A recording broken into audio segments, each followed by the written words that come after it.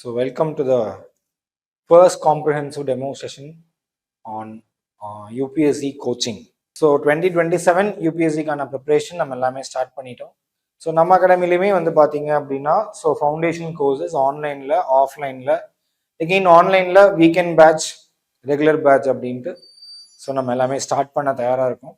So இந்த டைமில் already admissions confirm பண்ணியிருக்கக்கூடிய students and apart from that admission வந்து போடுறதுக்கு வெயிட் பண்ணிட்டு இருக்க ஸ்டூடெண்ட்ஸ், இந்த பேமெண்ட் இஷ்யூஸ் இந்த மாதிரி இருக்க ஸ்டூடெண்ட்ஸ், இன்னொன்று ஃப்ரெஷ்ஷாக இப்போ தான் இந்த மாதிரி ஒரு ஆப்பர்ச்சுனிட்டி இருக்குது அப்படின்னு தெரிஞ்சிருக்க ஸ்டூடெண்ட்ஸ், ஸோ எல்லாருமே ஒரு இடத்துல கேதர் பண்ணி ஸோ உங்களுக்கு யூபிஎஸ்சி பற்றி ஒரு ஓவர்வியூ நம்ம வந்து இந்த ஃபர்ஸ்ட் டெமோ செஷனில் பார்ப்போம்.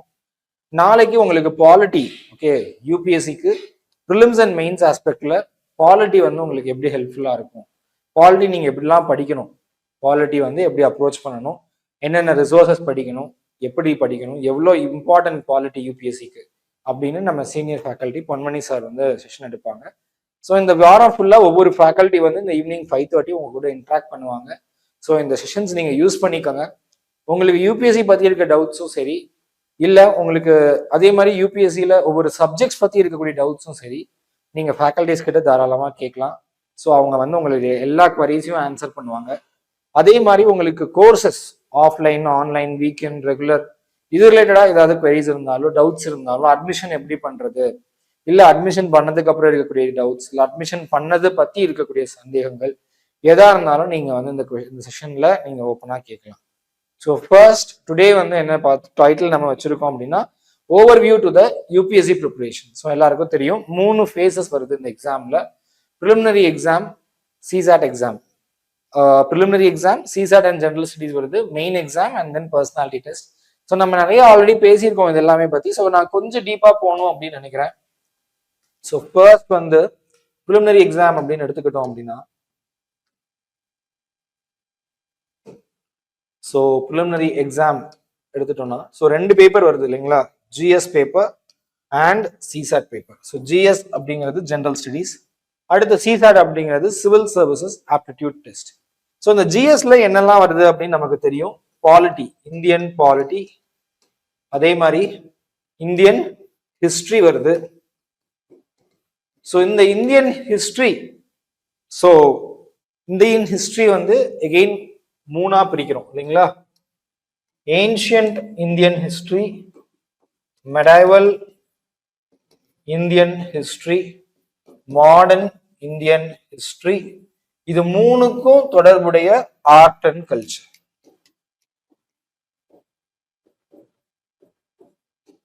ஸோ 3க்கும் தொடர்புடைய ஆர்ட் அண்ட் கல்ச்சர் வந்து ஹிஸ்டரியில ப்ரிலிம்ஸ்ல வருது. அடுத்து ஜியாகிரபி. ஸோ ஜியாகிரபியை பொறுத்த வரைக்கும் both world and geography and Indian geography. So ஜியாகிரபியும் ஒரு சப்ஜெக்ட். ஸோ நான் ஆர்டர்ல தான் போறேன். அடுத்து எக்கனாமிக்ஸ். ஸோ எக்கனாமிக்ஸ் அப்படின்னு நம்ம எடுத்து பார்க்கும்போது மேக்ரோ எக்கனாமிக்ஸ்.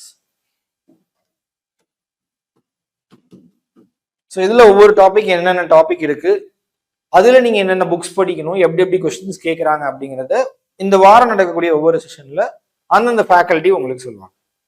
நான் வந்து ஓவர்வியூ எல்லா சப்ஜெக்ட்டுக்கும் கொடுத்துட்டு போயிருக்கேன். அடுத்து என்னன்னு பாத்தீங்கன்னா கரண்ட் ஈவெண்ட்ஸ், அதாவது எக்கனாமிக்ஸ்ல இருக்கக்கூடிய current events, macro economic concepts ஒரு பக்கம். ஸோ நான் பார்த்த வரைக்கும் லாஸ்ட் ஒரு 3, 4, 5 இயர்ஸாவே ஈக்குவல் வெயிட்டேஜ் வந்து இந்த கரண்ட் ஈவெண்ட்ஸ் எக்கனாமிக்ஸ்க்கும் கொடுக்குறாங்க, மேக்ரோ எக்கனாமிக்ஸ்க்கும் கொடுக்குறாங்க. அதாவது concepts like fiscal deficit, balance of payment, okay, external sector, FDI, FII, inflation, money market, capital market, அதெல்லாம் எந்த அளவுக்கு கேட்குறாங்களோ அதே அளவுக்கு இந்த கான்செப்ட்ஸ்ல இருக்கக்கூடிய ரீசன்ட் அப்டேட்ஸ், கரண்ட் அஃபேர்ஸும் கேட்குறாங்க. ஸோ எக்கனாமிக்ஸ் இந்த மாதிரி 2ஆ பிரிச்சிருக்கோம். இந்த 3 subject, Indian polity, Indian history, world and Indian geography, mostly static. Mostly 100% ஸ்டாட்டிக்னு நம்ம சொல்ல முடியாது. Mostly these are static. பாலிட்டியில ஒரு சில கொஸ்டின்ஸ் வந்து கரண்ட் ஈவெண்ட்ஸ் இன்ஸ்பயர் பண்ணி கேட்கறாங்க. ஃபார் எக்ஸாம்பிள் நான் சொல்லணும் அப்படின்னு பாத்தீங்கன்னா delimitation commission, how many delimitation commissions have been constituted so for, ஒரு லாஸ்ட் 2 இயர்ஸ்க்குள்ள கேட்கப்பட்ட ஒரு கேள்வி. அதே மாதிரி ethics committee of Lok Sabha, மெஹுவா Motha case, அதை வச்சு அந்த எத்திக்ஸ் கமிட்டி ஆஃப் லோக்சபா கேட்கறாங்க. நரி சக்தி பந்தன் அபியான். ஸோ ஃபீமேலுக்கு வந்து லோக்சபால 33% ரிசர்வேஷன். அதர் கரண்ட் அஃபேர்ஸ் தான் கேட்குறாங்க. ஸோ பாலிட்டியில 100% ஸ்டாட்டிக் இல்லை அப்படின்னாலும் ப்ராமினன்டான ஏரியாஸ்ல இருந்து அந்த கரண்ட் ஈவெண்ட்ஸை ஸ்டாட்டிக் கூட லிங்க் பண்ணியும் எக்ஸாக்டா கரண்ட் ஈவெண்ட்ஸ். இப்போ நரி சக்தி வந்தன் அபியான் வந்து ஒரு கரண்ட் ஈவெண்ட். ஸோ அந்த மாதிரி கொஸ்டின்ஸும் கேட்குறாங்க. எகெயின் ஹிஸ்டரியில ஆல்மோஸ்ட் நம்ம வந்து மோஸ்ட்லி ஸ்டாட்டிக் பார்ட்டா இருந்தாலும் ஒரு சில ஈவெண்ட்ஸ், ஒரு சில கொஸ்டின்ஸ் வந்து எகெயின் நம்மளால அந்த கரண்ட் அஃபேர்ஸ் கூட இன்டர்லிங்க் பண்ண முடியுது. ஸோ ஃபார் எக்ஸாம்பிள் பார்க்கணும் அப்படின்னா அது எல்லாத்தையும் சேர்த்துனா ஆர்ட் அண்ட் கல்ச்சர் அப்படின்னு சொன்னோம். எவ்ரி இயர் இப்போ இந்த வருஷம் கூட அந்த UNESCO world heritage site. Yes, good evening Nadiya. So அந்த யுனெஸ்கோ வேர்ல்ட் ஹெரிட்டேஜ் சைட் கேட்குறாங்க. இந்த வருஷம் இன்னொரு கொஸ்டின் என்ன கேட்டிருந்தாங்கன்னா அஹோம் கிங்டம்ல இருக்கக்கூடிய அந்த பரியல்ஸ். ஸோ அது வந்து கரண்ட் ஈவெண்ட்ஸ்ல இருந்தது. அதுக்கு வந்து ரொம்ப ஒரு 2 years பிஃபோர் ஒரு 1.5 years பிஃபோர் தான் யுனெஸ்கோ ஹெரிட்டேஜ் சைட்னுடைய ஸ்டேட்டஸ் கொடுத்தாங்க. ஸோ அதை இந்த வருஷம் ப்ரிலிம்ஸ்ல கேட்கலாம். ஸோ அந்த அஹோம் வந்து ஒரு மெடேவல் இந்தியன் ஹிஸ்டரியில வந்த ஒரு பார்ட்டா இருந்தாலும் அது ஏன் ரிப்பீட்டடா நியூஸ்ல இருக்குது அப்படின்னா ஒரு கரண்ட் ஈவெண்ட். ஸோ எதுவுமே வந்து பியூர்லி ஸ்டாட்டிக் அப்படின்னு யூபிஎஸ்சி ப்ரிலிம்ஸ்ல கிடையாது. நான் கொஞ்சம் டீப்பா இன்னைக்கு போயிட்டு இருக்கேன். இத்தனை நாள் நம்ம வந்து சூப்பர்ஃபிஷியலா பேசியிருப்போம். இன்னைக்கு ஒவ்வொரு சப்ஜெக்டும் எடுத்து எந்த அளவுக்கு கரண்ட் ஈவெண்ட்ஸ் அப்படிங்கிறது இந்த யூபிஎஸ்சி ப்ரிப்பரேஷன்ல இன்டர்ட்வைண்ட் ஆயிருக்கு, ஒன்றோடு ஒன்றி பிணைஞ்சிருக்கு. கரெக்டுங்களா? ஒரு ஹிஸ்டரி கொஸ்டின்ஸ், ஹிஸ்டரினா வரலாறு, வரலாறுல என்ன கரண்ட் அஃபேர்ஸ்னு கேட்பீங்கன்னா எத்தனை எக்ஸாம்பிள் சொன்னேன். Ahom kingdom, UNESCO world heritage sides, அதே மாதிரி பிரைம் மினிஸ்டர் போன சோம்நாத் டெம்பிள் பத்தி. ஸோ இந்த மாதிரி நிறைய கொஸ்டின்ஸ் வந்து ஹிஸ்டரியிலுமே பாத்தீங்கன்னா கரண்ட் ஈவெண்ட்ஸ் வச்சு இன்ஸ்பயர் பண்ணி கேட்கறாங்க. அதே மாதிரி பாலிட்டி, எகெயின் ஜியாகிரபி, அந்த ரிவர்ஸா இருக்கலாம், இல்ல அந்த மவுண்டெயின்ஸா இருக்கலாம், இல்ல ஐலண்ட்ஸா இருக்கலாம், இல்ல அந்த பினாமினா எர்த் குவேக் எல்லாம் ஒவ்வொரு வருஷமும் அந்த மிகப்பெரிய எர்த் குவேக் எல்லாம் வரும்போது நமக்கெல்லாம் ஷார்ட் தெரியும். there will be definitely a question on earthquake in the UPSC prelims paper. அதே மாதிரி நம்ம எக்ஸ்பெக்ட் பண்ணிட்டு போய் நம்ம சால்வ் பண்ணிட்டு கரெக்டா கிளியர் பண்ணிட்டு வந்துட்டு இருக்கோம். ஸோ அந்த மாதிரி இந்த ஸ்டாட்டிக் சப்ஜெக்ட்ஸாவே இருந்தாலும் நமக்கு அதுல கரண்ட் அஃபேர்ஸ் இன்ஃபுளுன்ஸ். அப்ப என்ன சார் பண்றது? நாங்க கரண்ட் ஈவெண்ட்ஸ் படிக்கிறதா ஸ்டாட்டிக் படிக்கிறதா? ஸ்டாட்டிக்கா மாஸ்டர் பண்ணணும் இல்லைங்களா? ஸ்டாட்டிக்கை மாஸ்டர் பண்ணிட்டு கரண்ட் ஈவெண்ட்ஸ்ல இருக்கிறத கொஞ்சம் ஜாஸ்தி படிக்கணும். ஓகே, ஒரு 10 டாபிக் படிக்கணும்னா அதுல 2 டாபிக் கரண்ட் அஃபேர்ஸ்ல மறுபடியும் வருது, அதாவது இந்த சப்ஜெக்ட்ஸ்ல ஸ்டாட்டிக் சப்ஜெக்ட்ஸ்ல அப்படின்னு சொன்னா அந்த 2 டாபிக்கு நம்ம என்ன பண்ணோம் அப்படின்னு பாத்தீங்கன்னா ரொம்ப இம்பார்ட்டன்ஸ் கொடுத்து நம்ம அடிஷனலா படிக்கிறது ரொம்ப இம்பார்ட்டன்ட். ஸோ அதே தான் எக்கனாமிக்ஸ். எக்கனாமிக்ஸ்ல சொல்லணும்னா இந்த மேக்ரோ எக்கனாமிக்ஸ்ல வந்து மொத்தமாவே ஒரு 5 to 7 கான்செப்ட்ஸ் தான் இருக்கும். இன்ஃபிளேஷன் ஒரு கான்செப்ட், பிஓபி ஒரு கான்செப்ட், மானிட்டரி பாலிசி அதுதான் இன்ஃபிளேஷன்.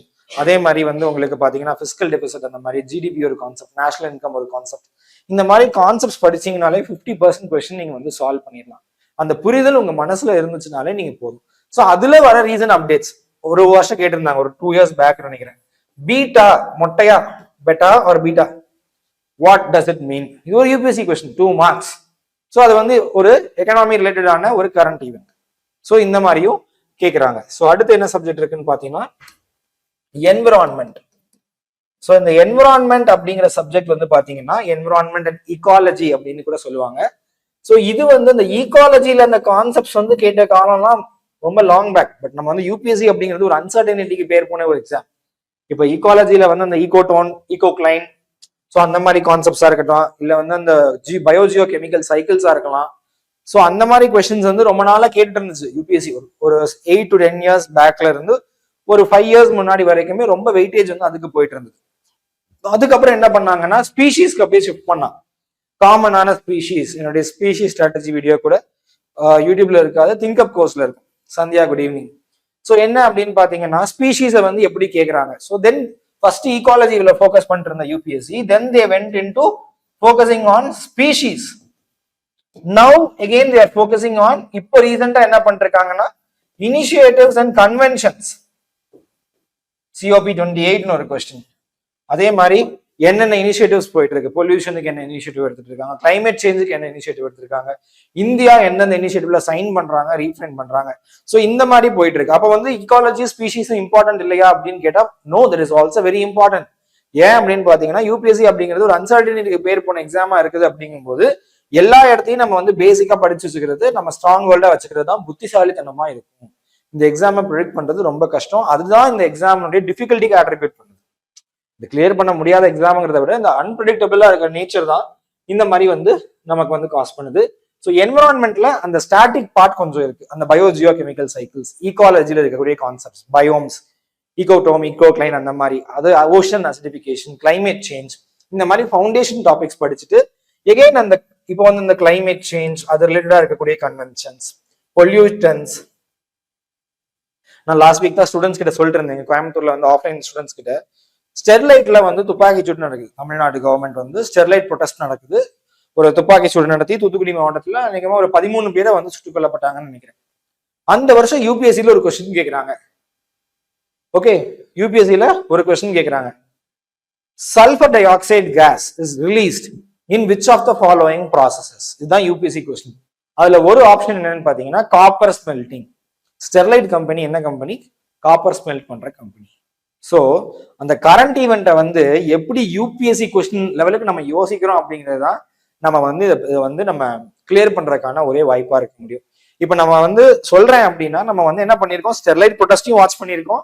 அதே மாதிரி அந்த காப்பர் ஸ்மெல்டிங் பிளான்ட்டுக்கும் சல்பர் டை ஆக்சைடுக்கும் யூபிஎஸ்சிக்கும் ஸ்டெர்லைட்டுக்கும் தூத்துக்குடிக்கும் இருக்கிற ரிலேஷனையும் நம்ம டீகோட் பண்ணியிருக்கோம். ஸோ இவ்வளவுதான்.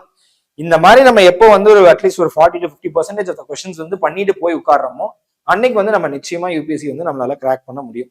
ஸோ என்விரான்மெண்ட் அப்படிங்கிற ஒரு சப்ஜெக்ட்ல அந்த பொல்யூஷன் அப்படிங்கிற டாபிக்ல கேட்கப்பட்ட அந்த சல்பர் டை ஆக்சைடு கொஸ்டினுடைய பேக்ரவுண்ட் பாருங்க. அது ஸ்டாட்டிக் பார்ட்டா, கரண்ட் அஃபேரா சார், நியூஸ்ல இல்லவே இல்லை ஏ சார் சல்பர் டை ஆக்சைடு அப்படின்னு நீங்க சொல்லுவீங்கன்னா உங்களுக்கு என்னுடைய பதில் என்னன்னு பாத்தீங்கன்னா ஸ்டெர்லைட் ப்ரொடெஸ்டா தான் இருக்கும். ஸோ நான் என்ன சொல்றேன் அப்படின்னா கரண்ட் ஈவெண்ட்ஸ் அப்படிங்கிறது ஸ்டாட்டிக் சப்ஜெக்ட்டுக்கும் ரொம்ப ரொம்ப இம்பார்ட்டன்ட். இன்னொன்னு என்விரான்மெண்ட் மாதிரி இருக்கக்கூடிய டைனமிக் சப்ஜெக்ட்ஸ் டோட்டலாவே கரண்ட் அஃபேர்ஸ் இன்ஸ்பயர் பண்ணி தான் கேட்கறாங்க.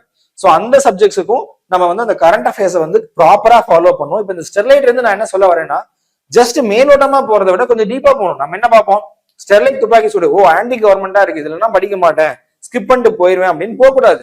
என்ன பிரச்சனை, காப்பர் ஸ்மெல்டிங். அப்ப காப்பர் ஸ்மெல்டிங்ல என்ன பிரச்சனை இருக்கு, பொல்யூஷன் என்ன ரிலீஸ் ஆகுது. ஸோ அந்த மாதிரி நம்ம ப்ரிப்பேர் பண்ணும்போது இந்த மாதிரி ஏரியாஸையும் ஈஸியா நம்மளால டேக்கிள் பண்ண முடியும். ஸோ அடுத்த சப்ஜெக்ட் என்னன்னு உங்களுக்கு தெரியும், சயின்ஸ் அண்ட் டெக்னாலஜி.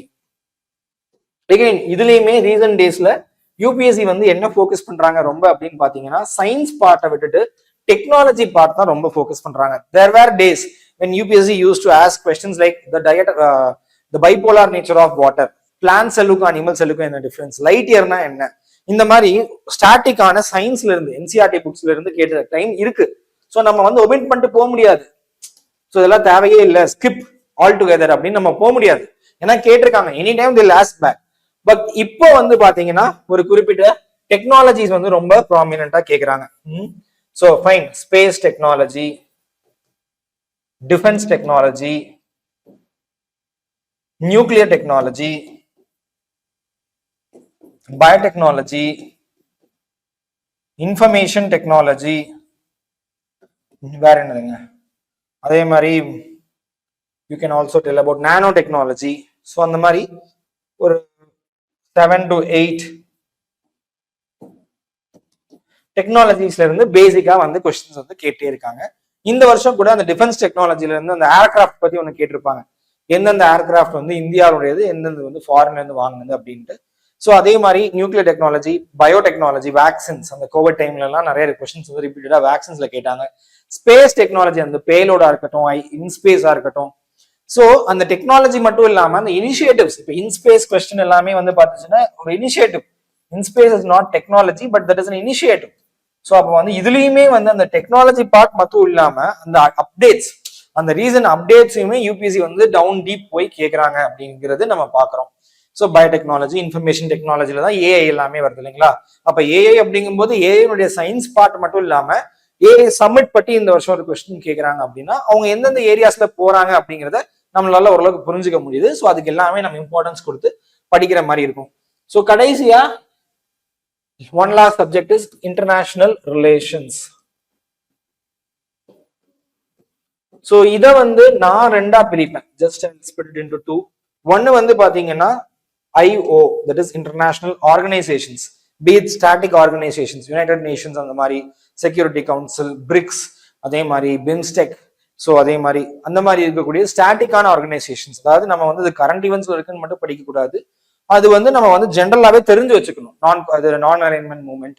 ஸோ அந்த மாதிரி. ஸோ அதுக்கப்புறம் கரண்ட் அஃபேர்ஸ்ல வர இது வந்து போத் ஸ்டாட்டிக் அண்ட் கரண்ட். இன்னொன்னு வந்து இதுல ரொம்ப முக்கியமா கேட்கறது வந்து பிளேசஸ். ஸோ இன்டர்நேஷனல் ரிலேஷன்ஸ் வச்சு இப்போ ரெட் சீயா இருக்கலாம், இல்லை ஸ்ட்ரெயிட் ஆஃப் ஹார்மூஸா இருக்கலாம், இல்லை நார்த் சீயா இருக்கலாம், இல்லை இன்டர்நேஷனல் நார்த் சவுத் டிரான்ஸ்போர்ட் காரிடாரா இருக்கலாம். இது எல்லாமே லொகேஷன் பிளேஸ் பண்ணி கேட்குறாங்க. இன்டர்நேஷனல் ரிலேஷன்ஸ்ல வந்து பாத்தீங்கன்னா உலக நிகழ்வுகள், அங்க வந்து ஒரு வாரோ இல்லை ஒரு ஃபைட்டோ இல்லை ஒரு பெரிய எர்த் குவேக்கோ இல்லை அங்கே வந்து ஒரு பெரிய ஒரு பைப்லைன், கடலுக்கு அடியில் அந்த பைப்லைன் டிரான்ஸ்போர்ட்டிங் ஆயில், ஸோ அந்த மாதிரி ஈவெண்ட்ஸ் இருக்கும்போது பிளேசஸ் பேஸ் பண்ணியும் நம்ம வந்து கொஸ்டின்ஸ் கேட்குறாங்க. ஸோ ப்ரிலிம்ஸ்ல இவ்வளவுதான். இது போக கரண்ட் அஃபேர்ஸ் அப்படின்னு ஜென்ரலா எடுத்துக்கிட்டோம்னா அவார்ட்ஸ், அதே மாதிரி ஸ்கீம்ஸ் கொஞ்சம் கேட்குறாங்க, அதே மாதிரி ஸ்போர்ட்ஸ்ல இருந்து 1-2 கொஸ்டின்ஸ் இப்போ கன்சிஸ்டன்டா வருது. ஸோ ப்ரிலிம்ஸ் பொறுத்த அளவுல மெயினா இவ்வளவுதான். ஸோ இந்த சப்ஜெக்ட்ஸ் அண்ட் நான் வந்து தெளிவாகவே உங்களுக்கு சொல்லிட்டேன், ஸ்டாட்டிக் எவ்வளோ இம்பார்ட்டன்ட்டோ அதுக்கு சமமா இம்பார்ட்டன்ட் வந்து கரண்ட் அஃபேர்ஸ். எப்படி வந்து ஒவ்வொரு சப்ஜெக்ட் கூடயும் ப்ரிலிம்ஸ்ல வந்து கரண்ட் அஃபேர்ஸை பிளெண்ட் பண்றாங்க அப்படிங்கிறதையும் நான் உங்களுக்கு ரொம்ப தெளிவாகவே சொல்லிட்டேன். ஒவ்வொரு சப்ஜெக்ட்டுக்கும் கொஸ்டின்ஸ் நான் நேம் பண்ணியே சொல்லியிருக்கேன். என்னுடைய ஸ்டூடெண்ட்ஸ் எல்லாருக்கும் நான் சொல்ற ஒரே அட்வைஸ் என்ன அப்படின்னா, என்னை விட ஜாஸ்தியா நீங்க வந்து பிஐக்யூ சொல்லணும். இப்போ ஆகாஷ் சார் பாத்தீங்கன்னா அவங்க வந்து ஒரு ஃபங்க்ஷன்ல உட்காந்துருந்தாங்க. அந்த வீடியோவை வந்து நான் ஒரு நாள் நைட் வந்து ரீப்ளே பண்ணி பார்த்துட்டு இருந்தேன். திருக்குறள் சொல்றாங்க, சொல்லிட்டே இருக்காங்க, அத்தனை திருக்குறள். ஸோ நான் என்ன நினைப்பேன் அப்படின்னா, நான் அந்த லெவலுக்குலாம் இல்லை நிச்சயமா. நான் ஏதோ ஒரு லெவலுக்கு நான் வந்து பிவிக்யூ சொல்லுவேன். பிவிக்யூஸ் வந்து நான் சொல்லிட்டே இருப்பேன். அப்போ என்ன அர்த்தம்னா, நமக்கு வந்து அந்த ப்ரிப்பரேஷன் படிக்கிறது வந்து ஒரு புக்கு படிச்சாலும் சரி, இல்லை நியூஸ் பேப்பர் படிச்சாலும் சரி, அந்த பிவிக்யூஸ் கூட அலைன் பண்ணியே நம்ம டிராவல் பண்ணிருக்கும் போது யூபிஎஸ்சியில் இப்படி கேட்டிருக்காங்க, அடுத்து இப்படி கேட்கலாம், வாய்ப்பு இருக்கு. ஸோ நம்ம அந்த கொஸ்டின்ஸை ப்ரெடிக்ட் பண்றதுக்கு நமக்கு நிறைய வாய்ப்புகள் இருக்கு. ஸோ உங்களுக்கும் நான் தான் சொல்லுவேன், பிவிக்யூஸ் பார்த்துட்டே இருங்க. அப்பந்தான் வந்து எந்த இடத்துல இப்போ ஸ்டெர்லைட் ப்ரொட்டஸ்ட்ல இருந்து இப்படி ஒரு கொஸ்டின் அவனால கேட்க முடியும்னா, நாளைக்கு இன்னொரு பிரச்சனை வந்துச்சுன்னா இதுல இருந்து யூபிஎஸ்சி என்ன கொஸ்டினை கேட்பான்னு தெரிஞ்சு அவனை மாதிரி சிந்திச்சு ஆன்சர் தேடிட்டு போனாதான் இந்த எக்ஸாம் கிளியர் பண்ண முடியும். ரொம்ப ஃப்ராங்கா சொல்லிடுறேன். ஜஸ்ட் லைக் தட் ஏதோ ஒரு 10 புக்கு கொடுத்து உட்காருங்க, இந்த பக்க புக்கா படிங்க, இதுல இருந்தா கொஸ்டின் வரும்லாம், நோ, அந்த மாதிரிலாம் கிடையவே கிடையாது. ஒரு டெஸ்ட் சீரீஸே நம்ம அட்டன் பண்ணாலுமே அந்த டெஸ்ட் சீரீஸ் எடுக்கிறவங்க அவங்க இந்த ரேஞ்ச் ஆஃப் திங்கிங்ல இருக்கணும். ஓ இந்த மாதிரி இருக்கு, அடுத்த வருஷம் இந்த மாதிரி கேட்கறதுக்கான வாய்ப்பு இருக்கு. ஹூலு கிப்பான் அப்படின்னு ஒரு கொஸ்டின், என்னுடைய டீச்சர்ஸ் எல்லாமே பாத்தீங்கன்னா இந்த ஹூலு கிப்பான 2-3 இயர்ஸாவே ப்ரிடிக்ட் பண்ணிட்டு இருந்தாங்க, கண்டிப்பா கேட்பாங்க அப்படின்ட்டு. இந்த வருஷம் பார்த்தா அந்த கொஸ்டின் வந்துருச்சு. அந்த கொஸ்டின் பேப்பர்ல அதை பார்க்கும்போது எனக்குலாம் ஓ அப்படி ஒரு ஃபீலிங் இல்லையா? சோ அந்த லெவலுக்கு நம்ம வந்து அந்த கோச்சிங் வந்து இருக்கணும், நம்ம ப்ரிப்பரேஷனும் அந்த லெவலுக்கு இருக்கணும். ஸோ மை டியர் ஸ்டூடெண்ட்ஸ், நான் சொல்றது ப்ரிலிம்ஸுக்கு எல்லாமே ஒண்ணுதான். பிவைக்யூவை ரொம்ப நல்லா பாருங்க. அப்பதான் வந்து ஒரு சின்ன கரண்ட் ஈவெண்ட் கூட நம்ம கண்ணில் வந்து யூபிஎஸ்சி ஆங்கிள் மிஸ் பண்ணாம போகும். அதே மாதிரி இன்னொரு, ஸோ அந்த ஒன்று சொல்லிட்டேன். இன்னொன்னு ரொம்ப முக்கியமானது, கரண்ட் ஈவெண்ட்டை ஸ்டாட்டிக் கூட கம்பைன் பண்ண தெரிஞ்சுக்கோங்க. சௌசத் யோகினி அப்படின்னு ஒரு டெம்பிள். ஸோ அந்த யோகினி டெம்பிள்ஸ் அப்படின்னா 2-3 ஃபீச்சர்ஸ் இருக்கு. அதுல ஒன்று வந்து ரவுண்டா இருக்கும், இன்னொன்று அந்த ஃபீமேல் டெய்ட்டிக்காக அவங்க வந்து பில்ட் பண்ணியிருப்பாங்க. ஸோ அப்போ அது வந்து நம்ம மைண்ட்ல இருந்தாதான் நியூஸ் பேப்பர்ல ஒரு யோகினி டெம்பிள் வந்தா நம்ம என்ன பண்ணுவோம், ஆட்டோமேட்டிக்கலா ஓ இது இருக்குதே, நம்ம ஸ்டாட்டிக்ல படிச்சிருக்கோமே, இன்டகிரேட் பண்ணி பார்க்க முடியும். ஸோ அந்த ஸ்டாட்டிக் நாலேஜே இல்லாம இருந்தா வேஸ்ட் தான். ரெண்டுமே இருக்கணும், 50% காம்ப்ளிமெண்ட் பண்ணணும். ஸோ நிறைய பேர் இந்த வருஷமே என்ன சொன்னாங்க அப்படின்னா 43% கொஸ்டின்ஸ் வந்து கரண்ட் அஃபேர்ஸ்ல இருந்து கேட்டிருக்கு. அப்போ அந்த அடுத்த ஒரு வருஷம் நம்ம தலைவர்கள் என்ன பண்ணுவாங்க, நம்ம மேத்ஸ் ஃப்ரெண்ட்ஸ் எல்லாம் உட்காந்து பயங்கரமா கரண்ட் அஃபேர்ஸ் மட்டும் படிப்பாங்க. நான் மறுபடியும் சொல்றேன், அந்த ஸ்டாட்டிக் நாலேஜ் இல்லாம அந்த கரண்ட் ஈவெண்ட்ஸ் மட்டும் வச்சு நீங்க கிளியர் பண்ணணும்னு நினைச்சீங்கன்னா ரொம்ப கஷ்டம். சரிங்களா? ஸோ அதனால current events and static part வந்து ரெண்டு ஒரு துப்பாக்கியில் இருக்கக்கூடிய ரெட்டை சுழல் மாதிரி ரெண்டும் சேர்ந்துதான் பயணிக்கணும். ஒரு ரயில்வே ட்ராக்ல இருக்கக்கூடிய அந்த தண்டவாளத்துல 2 இது இருக்கணும். ஒரே ஒரு பில்லர் மட்டும் இருந்தா ட்ரெயின் எப்படி போகும்? ஸோ அதே மாதிரிதான். ஸோ ப்ரிலிம்ஸ்ல என்னென்ன சப்ஜெக்ட்ஸ் இருக்கு, என்னென்ன மாதிரி கொஸ்டின்ஸ் கேட்கறாங்க, கரண்ட் அஃபேர்ஸ்னுடைய இம்பார்ட்டன்ஸ் என்ன, எந்தெந்த ஆங்கிள் யூபிஎஸ்சி கேட்டுட்டு இருக்காங்க அப்படின்னு நம்ம பார்த்தாச்சு. ஸோ இதுல உங்களுக்கு ஏதாவது டவுட்ஸ் இருக்கா நீங்க கேட்கலாம். அடுத்து நான் மெயின்ஸுக்கு போறேன். ஸோ இப்போ ப்ரிலிம்ஸ்ல உங்களுக்கு ஏதாவது டவுட்ஸ் இருந்தா நீங்க சொல்லுங்க. இந்த சப்ஜெக்ட்ஸ் ஒவ்வொன்றும் டீப் டவுன் நல்லா ஆழமா போய் பாலிட்டினா என்னென்ன கேட்கறாங்க ப்ரிலிம்ஸ்ல மெயின்ஸ்ல அப்படின்ட்டு நாளைக்கு உங்களுக்கு பாலிட்டி சார் சொல்லுவாங்க, நாளானைக்கு வந்து வேற ஒரு சப்ஜெக்ட் வந்து இந்த மாதிரி சொல்லுவாங்க. இப்போ ஓகே, சிசாட் இல்ல சிசாட் ஸ்ட்ராட்டஜி எல்லாத்துக்கும் தெரியுமா? சிசாட் என்னன்னு எல்லாருக்கும் தெரியுமோ? ஓகே. ஸோ சிசாட் பொறுத்த லெவல்ல 3 சப்டிவிஷன்ஸ் இருக்கு இல்லைங்களா? Logical reasoning, reading comprehension, quantitative aptitude இல்லையா? ஸோ சிசாட் வந்து ஒரு 80 கொஸ்டின் பேப்பர். ஒவ்வொரு கொஸ்டினுக்கும் 2.5 மார்க் கொடுக்குறாங்க. தப்பா போட்டீங்கன்னா 0.83 மார்க்ஸ் வந்து உங்களுக்கு அவங்க லெஸ்ஸும் பண்றாங்க. ஸோ இந்த சிசாட் பேப்பர்ல பாத்தீங்கன்னா 3 டிவிஷன்ஸ் இருக்கு. 3க்குமே கிளியர் பண்றதுக்கான சிம்பிள் மந்த்ரா 3க்கும் ஈக்குவல் டிவிஷன் கொடுங்க. இது வரைக்கும் நான் வந்து ஒரு சிசாட் பேப்பர் கூட ஃபெயில் ஆனதே கிடையாது. நான் பெருமைக்கு சொல்லல. ஏன் சொல்றேன் அப்படின்னா, அந்த பாசிபிள் அந்த அளவுக்கு பண்ணக்கூடிய ஒரு விஷயம், ஒன்றும் பெரிய வித்தெல்லாம் இல்லை. சரிங்களா? ஸோ அதான் உண்மையிலே சொல்றேன், மற்றபடி ஒன்றும் இல்லை. Give equal importance. சரிங்களா? ஈக்குவலான இம்பார்ட்டன்ஸ் 3க்கும் கொடுக்கணும். நம்ம ஆளுங்களுக்கு என்ன பிரச்சனைனா, ஒண்ணு ஆப்டிடியூட் நல்லா போடுவான்,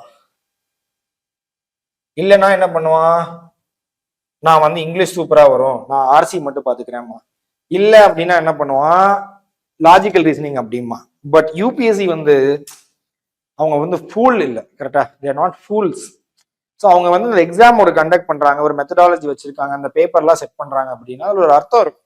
இப்போ என்னுடைய டீச்சர்ஸ்லாம் என்ன சொல்லுவாங்கன்னா, அவங்க எல்லாமே வந்து ரிட்டையர்ட் சிவில் சர்வன்ஸ், இல்ல ரிசைன்மெண்ட் வந்து அவங்க விஆர்எஸ் வாங்கிட்டு வந்தவங்க நிறைய பேர் இருப்பாங்க. என்ன சொல்லுவாங்கன்னா, இந்த எக்ஸாம் கிளியர் பண்ணதுக்கு அப்புறம் நம்ம ஒர்க் லோட் எப்படி இருக்கும்னா அதுதான் அந்த சிசெட் பேப்பருக்கான நீட். நிறைய பேர் சொல்லுவாங்க இந்த சிசெட் பேப்பர்லாம் எதுக்கு, தேவையே இல்லை, யூபிஎஸ்சி வந்து ஒரு ஃபவுல் கேம் பிளே பண்றாங்க, ஆஸ்பிரன்ஸை ஏமாத்துறாங்க, இதெல்லாம் என்னது, இது இப்படிலாம் பண்ணக்கூடாது, சும்மா லைக் இதுக்கும் என்னங்க, இதுக்கும் கலெக்டர் வேலைக்கும் என்னங்க சம்பந்தம் அப்படின்லாம் கேட்டுட்டு இருந்தாங்க. இதுக்கும் கலெக்டர் வேலைக்கு என்ன சம்பந்தம்னா அவ்வளவு சம்பந்தம் இருக்கு. இப்போ ரீடிங் காம்ப்ரிஹென்ஷன் என்னது, ஒரு பேசேஜ் கொடுக்குறாங்க இல்லைங்களா? ஸோ யூபிஎஸ்சி எக்ஸாம்ல ஒரு பேசேஜ், ஒரு கொஸ்டின் பேப்பர்ல ஒரு பேஜ்னா இப்பெல்லாம் இந்த ஒரு ஃபுல் பேஜுக்கும் ஒரு ரீடிங் காம்ப்ரிஹென்ஷன் கொடுக்குற நாட்கள்லாம் வந்துருச்சு. இந்த அளவுக்கு பேசேஜ் கொடுத்துட்டு இங்க ஒரு கொஸ்டின், இங்க இன்னொரு கொஸ்டின், ஒரு ஃபுல் பேஜ் ஒரு பேசேஜ்.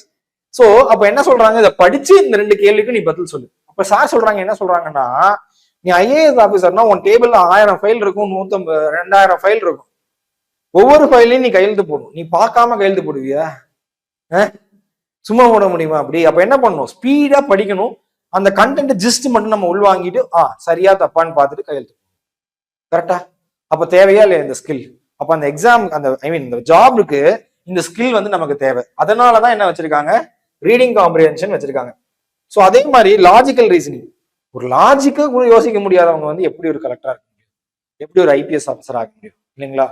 இவனோட பிளட் ரிலேஷன், இந்த பிளட் ரிலேஷன் கொஸ்டின்ஸ் எல்லாம் பாத்தீங்கன்னா, அந்த போட்டோல ஒருத்தரை காமிச்சு இவங்க வந்து எங்க அப்பாவோட சித்தியோட தம்பி அப்படின்னு சொல்றாங்க. அப்படிங்கும்போது நம்ம மென்டல் எபிலிட்டி அந்த லெவல் ஆஃப் கொஸ்டின்ஸை கூட ப்ராசஸ் பண்ண முடியாத நிலைமையில இருக்குது அப்படின்னா நம்ம எப்படி ஒரு டிஸ்ட்ரிக்டை கவர்ன் பண்ண முடியும், எப்படி ஒரு பெரிய மாநகரத்துக்கு நம்ம காவல் ஆணையரா நாளைக்கு இருக்க முடியும், இல்ல ஒரு நாட்டுக்கே எப்படி ஒரு கேபினட் செக்ரட்டரியாவோ, இல்ல ஒரு மாநிலத்துக்கு தலைமைச் செயலராகவோ, இல்ல டிஜிபியாவோ, உள்துறை செயலாளரோ நாளைக்கு எப்படி இருக்க முடியும்? ஸோ அதுவும் தேவை. அடுத்து quantitative aptitude, simple sums. So அது கொஞ்சம் கொஞ்சம் டிஃபிகல்ட் சம்ஸும் இருக்கு இல்லைங்களா? ஸோ இதையெல்லாம் தாண்டி இந்த மூணு ஏரியாஸ்ல இருந்து ஒரு 80 கொஸ்டின் கொடுக்குறான், 2 மணி நேரம் டைம் கொடுக்குறான், நீ பாஸ் பண்ணி எனக்கு 66 மார்க் வாங்க போதுங்க, அதுக்கு மேல ஒண்ணுமே இல்லை. அப்போ அந்த எமோஷன்ஸ் எல்லாம் மேனேஜ் பண்ணி டென்ஷன் ஆகாம, நர்வஸ் ஆகாம, ப்ரெஷர் ஆகாம, ஸ்ட்ரெஸ் ஆகாம நம்ம ஒரு 66.66 மார்க் கூட வாங்க முடியலன்னா நம்ம எப்படி நாளைக்கு வந்து கலெக்டரா இருப்போமோ, எப்படி எஸ்பியா இருப்போம்? ஸோ அதுதான் இந்த எக்ஸாமுடைய ஜிஸ்ட். சிசாட்டுக்கு புக்குன்னு இன்னைக்கு ஒருத்தர் கேட்டாரு, என் புக்கே இல்லைங்க அப்படின்னு, ரைட்? சிசாட்டுக்கு வந்து புக்கே கிடையாது. நான் வந்து தனியாக ஒரு வீடியோ கூட போட்டிருக்கேன், எப்படி சிசாட் வந்து ஃபெயிலே ஆகாம இருக்கிறது அப்படின்ட்டு. ஃபைன். ஸோ அந்த வீடியோ கூட நான் அந்த டிஸ்கிரிப்ஷன்ல கொடுக்க சொல்றேன், இல்லை குரூப்ல ஷேர் பண்றேன். ஸோ என்ன ஃபர்ஸ்ட் கீ அப்படின்னு பாத்தீங்கன்னா, equal amount of importance. LC, I mean RC, LR, QA மூணையும் நம்ம வந்து குட் பிளேயரா இருக்கணும். என்னதுங்க? குட் பிளேயர், நல்ல ஒரு பிளேயரா இருக்கணும். இப்போ என்ன அர்த்தம், இதுல அட்லீஸ்ட் ஒரு 12 கொஸ்டின், இதுல 12, இதுல 12 36 கொஸ்டின், 36 × 2 72, 2.5 அப்படிங்கும்போது 80 மார்க் மேல வரும், ஈஸியா கிளியர் பண்ணிட்டு போயிடலாம். ஸோ இந்த லாஜிக்கல் ரீசனிங், குவான்டிடேட்டிவ் ஆப்டிடியூட்ல நமக்கு ஆன்சர் தெரிஞ்சிடும். ஒரு சம்முக்கு ஒரு ஆன்சர் தான் இருக்க முடியும் இல்லையா, 2 ஆன்சர் இருக்கவே முடியாது. அதே மாதிரி ரீடிங் காம்ப்ரிஹென்ஷன் வந்து மினிமலா நம்ம வந்து தப்பாக போகாம ரொம்ப காம்ப்ளிகேட்டான பேசேஜஸ்ல ஸ்கிப் பண்ணிக்கலாம். ஸோ ஈஸியா கிராக் பண்ணக்கூடியதுதான். மூணுக்குமே வந்து இந்த 2க்குமே ப்ராக்டிஸ் வேணும். லாஜிக்கல் ரீசனிங்க்கும் குவான்டிடேட்டிவ் ஆப்டிடியூடுக்கும் ப்ராக்டிஸ் வேணும். நிறைய பேர் என்ன சொல்லுவாங்கன்னா, ஸ்டூடெண்ட்ஸா இருக்கட்டும், இல்லை என் ஃப்ரெண்ட்ஸா இருக்கட்டும், இல்லை என் சீனியர்ஸா இருக்கட்டும், என்ன சொல்லுவாங்க அப்படின்னா, சார் நாங்க வீட்டுல வந்து உட்காந்து போட்டோம், ஒரு 2.25 மணி நேரம் 2.5 மணி நேரம் டைம் எடுத்துக்கிட்டேன், எல்லா கொஸ்டின் கரெக்டா போட்டேன், ஆனா எக்ஸாம் ஹால்ல என்னால போட முடியல, அதுக்கு தான் வச்சிருக்காங்க. It is the problem. So அப்ப ஸ்பீடா சால்வ் பண்றதுக்கு இந்த எஸ்எஸ்சி, ஆர்ஆர்பி, பேங்கிங் எக்ஸாம்லாம் பாத்தீங்கன்னா என் ஃப்ரெண்ட்ஸ் நிறைய பேர் கிளியர் பண்ணிருக்காங்க. என்ன பிரச்சனையா இருக்குன்னு பாத்தீங்கன்னா, ரொம்ப ஸ்பீட் சால்விங் அப்படின்னு சொல்லுவாங்க. கடன்னு போடணும். கம்ப்யூட்டர் பேஸ்ட் எக்ஸாம், சிபிடி, அந்த சம் வந்து அவ்வளவுதான் போட முடியும். அந்த சம்மை போட்டு முடிக்கிறவன் கடன்னு போடவனுக்கு வேலை, அவ்வளவுதான். ஸோ அந்த அளவு கூட நமக்கெல்லாம் இல்லை. ஸோ அதனால இது 2க்குமே என்ன முக்கியம் அப்படின்னா பிராக்டிஸ். ரீடிங் காம்ப்ரிஹென்ஷனுக்கு என்ன முக்கியம் அப்படின்னா ரீடிங் படிக்கணும். இப்போ கோயம்புத்தூர்ல எடுத்துக்கிட்டீங்கன்னா, இப்போ யூபிஎஸ்சி ஸ்டூடெண்ட்ஸ் எல்லாம் இங்க வந்துட்டாங்க. ஸோ நம்ம அஃபிஷியலா பேட்ச் ஆரம்பிக்கல, அட்மிஷன்ஸ் போயிட்டு இருக்கு. ஸோ அதனால அந்த அட்மிஷன்ஸ் போட்ட பசங்களை வந்து நம்ம சும்மா விடக்கூடாது இல்லையா? ஸோ அவங்களுக்கு டைம் வேஸ்ட் தானே அப்படின்னு நம்ம வர சொல்லிட்டோம். 7-8 பேர் இருக்காங்க, வருவாங்க, 2 பேர் 3 பேர் வருவாங்க.